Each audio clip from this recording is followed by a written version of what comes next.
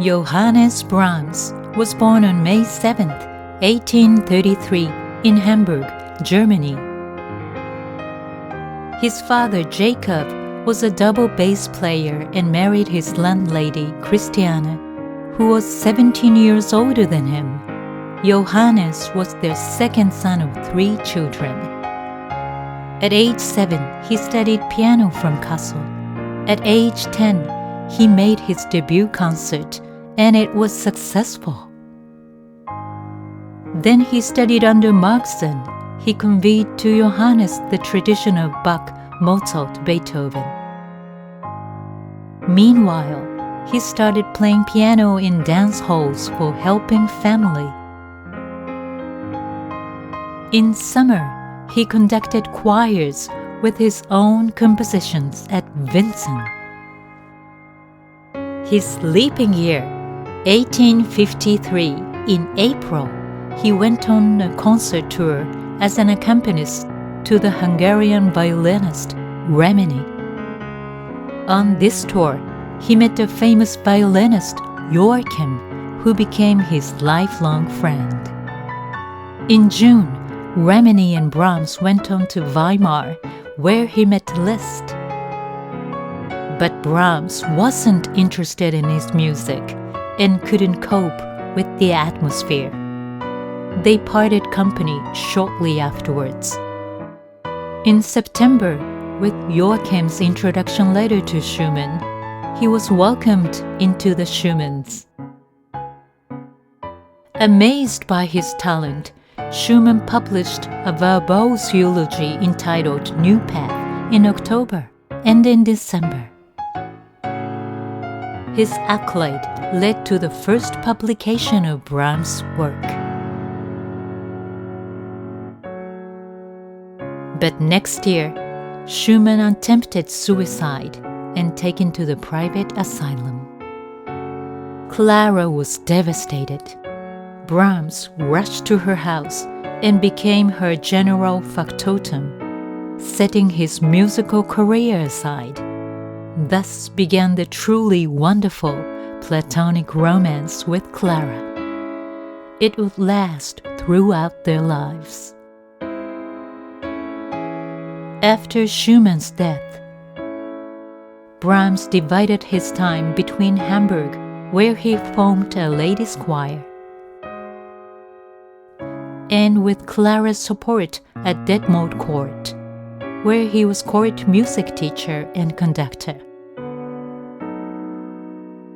At age 25, he became engaged to Agathe, but soon broke off the engagement, writing, "I love you, but I'm incapable of bearing fetters."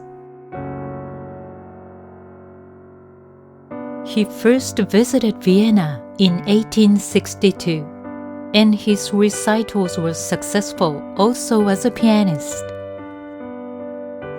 At age 30, he was appointed as a conductor of the Wiener Singer Academy.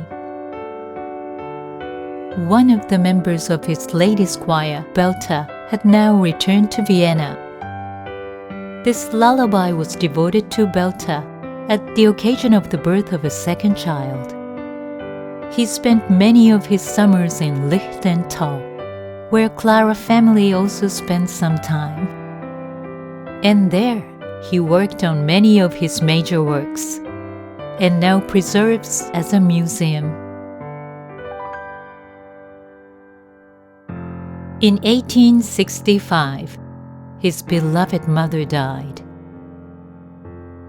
and he began to compose his choral work, A German Requiem. It was premiered in Bremen to a great acclaim. He made his breakthrough with this masterpiece. In 1872, his dearest father died of liver cancer, leaving his second wife, Caroline, who was 18 years younger. Brahms took care of her for the rest of her life. At age 39, Brahms was appointed as the director of the Vienna Musikverein, and next year, he received the Maximilian Order for Art and Science by King Ludwig II of Bavaria. At age 43, his first symphony came to fruition after 20 years. He was now recognized as a major figure in the world of music. Around this time, Brahms was on the jury which awarded the Vienna State Prize for Composition to Dvorak 3 times.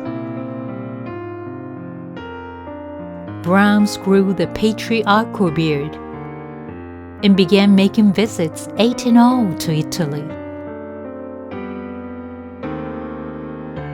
The world was moving on. Brahms played the piano for a recording of his Hungarian dance. Edison had invented the machine. In 1882, he completed his Piano Concerto No. 2 and was invited by Hans von Bülow to undertake a premiere. This was the beginning of his collaboration with von Bülow, who was to rank Brahms as one of the 3 Bs, Bach, Beethoven, and Brahms.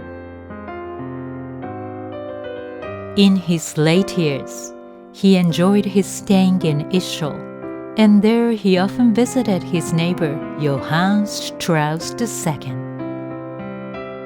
Then Clara Schumann died in 1896 at the age 77. As though he follows Clara, he died on April 3 of liver cancer, same as his father, aged 63. In his lifetime, he treasured traveling Italy in springtime, especially museums. He loved arts, and his close friend Max Klinger created a masterpiece inspired by his music, Brahms' Fantasy. He usually wore a short, loose black alpaca coat. When walking out, it was his custom to go bareheaded. A lifelong bachelor, he took his early dinner at his favorite restaurant, Red Hedgehog. The restaurant always kept a barrel of the finest Hungarian Tokai. He also enjoyed cigars and putting cognac in his coffee. From his childhood, he used to rise at 4. He wrote his inspiration on the pocketbook. Sometimes it was a melody, a line, that occurred to him. One of his piano students, Florence May, once asked, "Why do you compose only such enormously difficult things for the piano?" Brahms answered, "They came to me naturally, and I couldn't compose otherwise."